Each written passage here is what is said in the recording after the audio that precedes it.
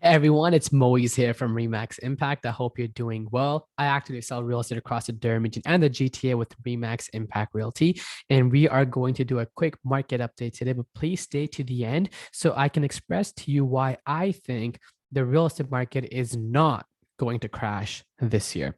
But first and foremost, I'm going to share my screen, bring up the most recent market update report, and I'm going to highlight the notary mentions. So first off, we saw 1,104 residential transactions in the previous month, July 2021, and that was a 30% decrease from the same time last year.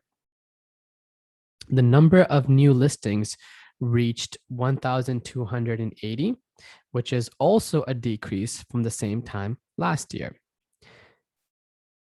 This is a notary mention. On a month-over-month basis, sales were down by 22%. However, the value was not down. The average selling price in the Durham region was $910,197. And over the past 30 days, it reached this number right here. This is a 28% increase from last year, same time, which is crazy. Now, the reason why we saw a decline in the number of residential transactions on a month-over-month basis is simply because of inadequate new listings. So if you guys are following the market right now as I'm talking to you, the number of new listings has dropped substantially, and that is impacting the market very, very heavily. Let's highlight some notary mentions. So the average price of a home in Ajax is now that. Clarington, Oshawa, Pickering, and now Whitby has surpassed $1 million. The city that had the most residential transactions in the top 5 sought after cities in Durham region was once again Oshawa, and it had 299 residential transactions. Next up was Clarington with 200. Oh, sorry, I can't highlight that, but my mouse is right there. 200. After that, we had Whitby with 197. And then Pickering and Ajax are tied with 158 residential transactions. The average days on market has been roughly 10 to 12 days. And I want you guys to know that homes are selling within 12 to 24 hours. Sellers are strategically waiting 7 to 10 days to get more people through the home, to create more traffic, to then ultimately have more offers and then have a bidding war. And that is the strategy.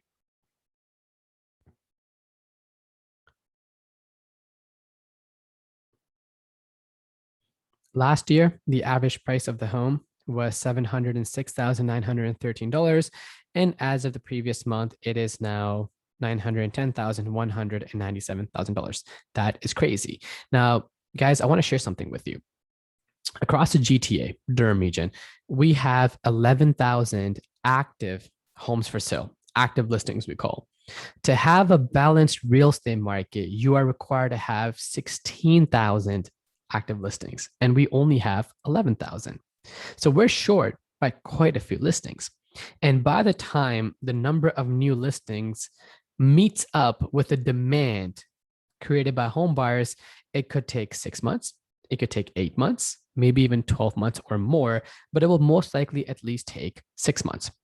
Now, that would not be a considered factor if the interest rates change overnight. But with the information that we have available to us, interest rates are not expected to change. With another potential wave of COVID coming through with the new variant, there is talk that the interest rate will stay the way it is and the housing market will get even hotter, potentially. And whenever the interest rate does go up, it will go up gradually by 25 basis points. For example, if right now the variable interest rate is 1.25, let's say, it would go to 1.50. And that does make an impact on affordability. However, it doesn't make that much of an impact where the housing market might just pause or balance or potentially crash. One thing I can say for sure is that the stress test release did not have the impact it was expected to have. right? And if you're thinking about purchasing a home now, it is extremely tough out there, but it is not impossible. All of my clients have been able to secure a home.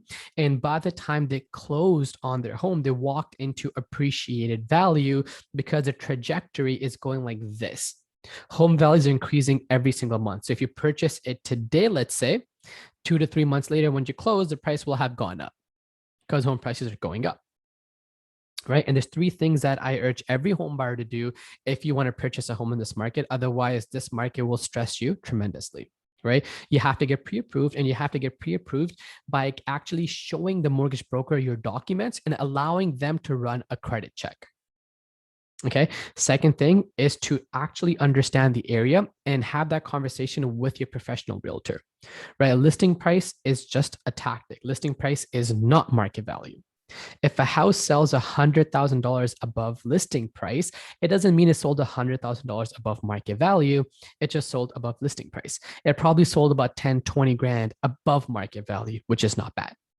So you have to understand that, right? A small rule of thumb, a lot of homes right now are selling for at least $100,000 to $150,000 above asking at a minimum.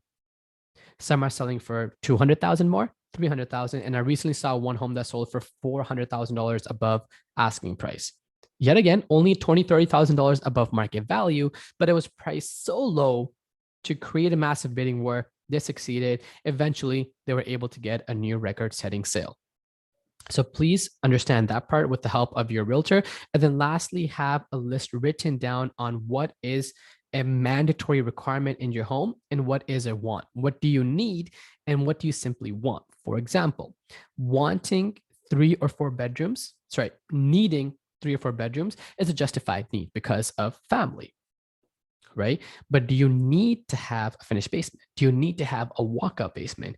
Do you need to have 9 or 10 foot ceilings? Do you need to have an upgraded kitchen? Do you need to have upgraded light fixtures? These are all items that you could also add yourself. But don't allow that to be the deciding factor, because right now the market's not considering or factoring that. Focus on what's most important.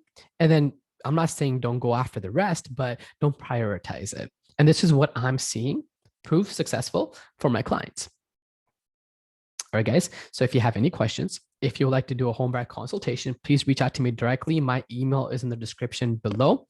And And if you're going to buy a home, do buy a home. There's a reason why so many people are investing in real estate, because it's an amazing deal out there. Just be prepared so it's less stressful. It might still be stressful, very normal. It's a massive purchase. But if you can do this homework, you can get prepared, it will be less stressful, and mentally be ready to submit 5, 6, 10, maybe 20 offers. It is very normal for you to have to do that in this market before you find a deal you're content with. And mentally, if you're ready for it, then when you lose out on an offer, it doesn't hurt as much and it's not personal.